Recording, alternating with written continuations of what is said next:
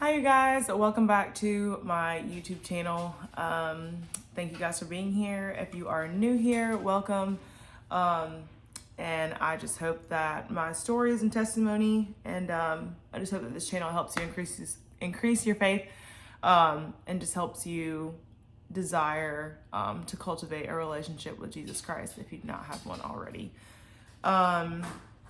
It's been such a good morning. I got up pretty early, but I feel really accomplished. I'm like finishing some yard work for spring, and I've gotten a lot more done than I thought that I was gonna get done. And that is actually something that I prayed about, and it just feels really good to be caught up. There's always things to do, but it does just feel really good to be caught up. So yeah, praise God.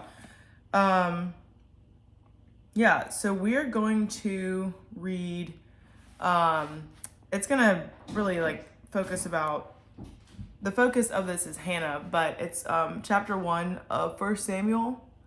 I guess I'll read it in two versions, I'm not sure, but I'm gonna read it in the NLT to start, and then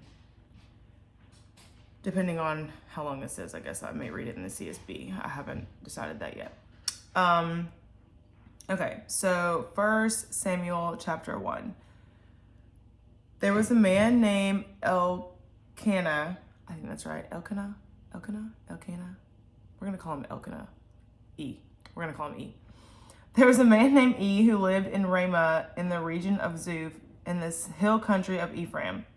He was the son of Jeroham, son of Elihu, and son of Tohu, son of Zuph, son of Ephraim. Zuph of Ephraim. Elkanah had two wives, Hannah and Peninnah. Y'all, these names. Peninnah had children, but Hannah did not. He had two wives. That was his first problem. That's a lot of nagging, you know. It's a lot of emotions in one house, but that's just what it says. Okay, so he had two wives. One of them had children and the other one did not. The one without children was named Hannah. The one that had children was Peninnah. Yeah. Okay, verse 3. Each year, Elkanah, E. I want to pronounce his name so bad. Like, vocabulary is a really big part of my life, I guess. Each year, Elkanah would travel to Shiloh to worship and sacrifice to the Lord of Heaven's armies at the Tabernacle. The priests of the Lord at that time were the two sons of Eli, Hophni and Phinehas. On the days Elkanah presented his sacrifice, he would give portions of the meat to Peninnah and each of her children. And though he loved Hannah, he would give her only one choice portion because the Lord had given her no children. So Peninnah would taunt Hannah and make fun of her because the Lord had kept her from having children. Year after year, it was the same. Peninnah would taunt Hannah as they went to the tabernacle. Each time, Hannah would be reduced to tears and would not even eat. Why are you crying, Hannah? Elkanah would ask. Why aren't you eating? Why be downhearted just because you have no children? You have me. Isn't that better than having 10 sons? Okay. All right. So, in a quick summary, each year they're traveling to worship, right? So he's traveling with his family, and you have Hannah, who doesn't have any kids. She desires to be a mom, obviously, but her husband clearly doesn't understand her hurt, doesn't understand how it feels to not have kids, because the reality is, like, one, he's not a woman, but two, he does have kids, because Peninnah has children and Hannah does not. So on top of like Hannah, I guess probably not feeling understood, she was being taunted by someone that had all the things that she desired to have. Not all the things, but she wanted kids and Peninnah had kids. That was kind of my point. I think another thing that's interesting is that she was reminded of all this not having kids, like she was getting teased, like was her husband not enough? Like she was reminded of all of that every year when they basically, not when they went to church, but like they were going to worship God. That's why they were going to Shiloh every year. And she was reminded of all of these things that she didn't have every time she went to worship the Lord. Kind of deep, right? So,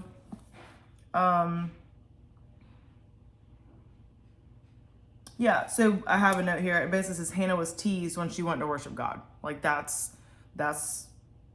the summary. Let me see. Is there anything else? So it does say that her husband loved her, but she just didn't get as much, I don't want to say stuff, but she didn't. So, okay, verse 4, it says, on the days Elkanah presented his sacrifice, he would give portions of the meat to Peninnah and each of her children. And although he loved Hannah, he would only give her one choice portion. So the things that Hannah didn't have, like, and the things that she desired in her heart, like, she was reminded of that all around her, which is very painful. Okay, verse 9. Once after a sacrificial meal at Shiloh, Hannah got up and went to pray. Eli the priest was sitting at his customary place beside the entrance of the tabernacle. Hannah was in deep anguish, crying bitterly as she prayed to the Lord. And she made this vow, O Lord of heaven's armies, if you will look upon my sorrow and answer my prayer and give me a son, then I will give him back to you. He will be yours for his entire lifetime. And as a sign that he has been dedicated to the Lord, his hair will never be cut. So we just read the story of Samson, and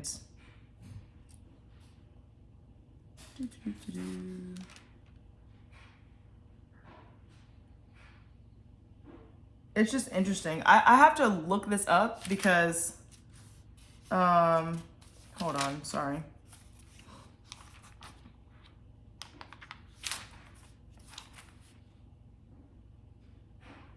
I don't know what the significance of like them not cutting their hair is. If anybody does, feel free to put it in the comments. But that's interesting because the story of Samson is in Judges, and we were literally just reading about that being his strength, and I don't know, just kind of interesting that she also kind of had the same concept in a way, I guess. Like, I don't know. I have to look that up. Moving on. Verse 12, as she was praying to the Lord, Eli watched her. Seeing her lips moving but hearing no sound, he thought she had been drinking. Must you come here drunk? He demanded. Throw away your wine. Oh, no, sir, she replied. I haven't been drinking wine or anything stronger, but I am very discouraged, and I was pouring out my heart to the Lord. Don't think I'm a wicked woman, for I have been praying out of great anguish and sorrow. In that case, Eli said, go in peace. May the God of Israel grant the request you asked of him. Oh, thank you, sir, she exclaimed. Then she went back and began to eat again. She was no longer sad. Okay, so after they ate, she got up to pray. Because you have to think, like, that's got to be hard. Like, you're sitting here with your husband and his other wife. That'd be hard enough for me, because ain't no way. So you're sitting here with your husband and his other wife and their kids, when in your heart's desire, like, you want kids, and this is the same woman that they can't have a good, they're probably not friends, you know what I mean? Because she makes fun of her and kind of boasts about having kids, and I think it's interesting through all of this, like, Hannah is still worshiping God. Like, she's still communing with God. She's still praying. And this has got to be painful. Like, I can't even imagine that. So in verse 10, where it says Hannah was in deep anguish, it's also interesting that where they were was just exactly the right place to be in the right time, because Eli was a priest. So she made a vow to God and was like, if you give me a son, like, I'll give him back to you. And it's interesting too, because she was so, like, I would say, like, distraught, that the priest thought that she was drunk and she was just communicating to God and, like, praying to God. And even though to us it didn't have any sound like to Eli didn't have any sound, so meaning like other people could not hear her pray. God still knew what she meant. I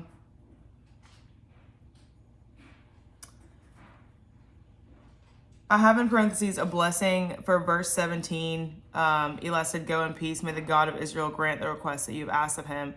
"Oh, thank you, sir," she exclaimed, and she went back and began to eat again, and she was no longer sad.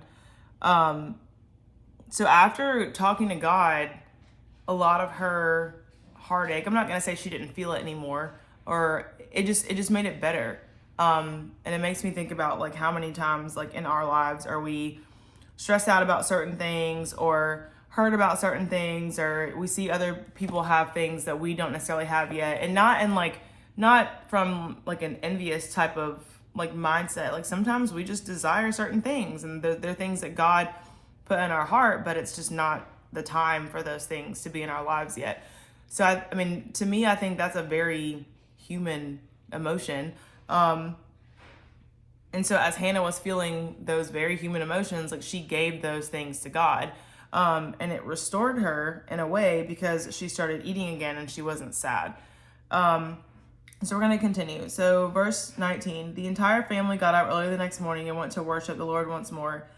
Then they returned home to Ramah. When Elkanah slept with Hannah, the Lord remembered her plea, and in due time she gave birth to a son. She named him Samuel, for she said, "I asked the Lord for him." The next year, Elkanah and his family went on their annual trip to offer a sacrifice to the Lord and to keep his vow. But Hannah did not go. She told her husband, "Wait until the boy is weaned, then I will take him to the tabernacle and leave him there with the Lord permanently." "Whatever you think is best," Elkanah agreed. "Stay here for now, and may the Lord help you keep your promise." So she stayed home and nursed the boy until he was weaned. God didn't even make her go back to the temple. Not that I guess Peninnah would have teased her, but she was able to stay home with her child that she prayed for. Verse 24, when the child was weaned, Hannah took him to the tabernacle in Shiloh. They brought along a 3-year-old bull for the sacrifice and a basket of flour and some wine. After sacrificing the bull, they brought the boy to Eli. "Sir, do you remember me?" Hannah asked. "I'm the very woman who stood here several years ago praying to the Lord. I asked the Lord to give me this boy, and he has granted my request. Now I am giving him to the Lord, and he will belong to the Lord his whole life." And they worshiped the Lord there. So Eli was also able to see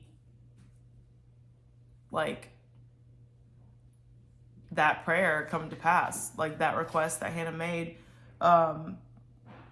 This is just really cool. So this is just a really short video.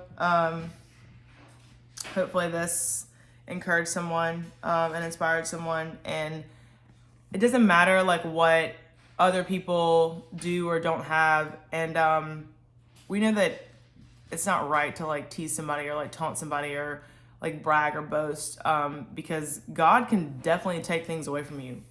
So it is humble to be appreciative of the things that you have. But I do think it's very real to have certain things that you want for your life. I hope that this story encourages someone that even if they are sad or going through whatever they're going through, take your feelings to God. It doesn't mean that your life will be fixed tomorrow by any means, but he cares about what you're going through. He wants to hear from you. And I think too, in a weird way, especially from, I guess, kind of thinking about my testimony,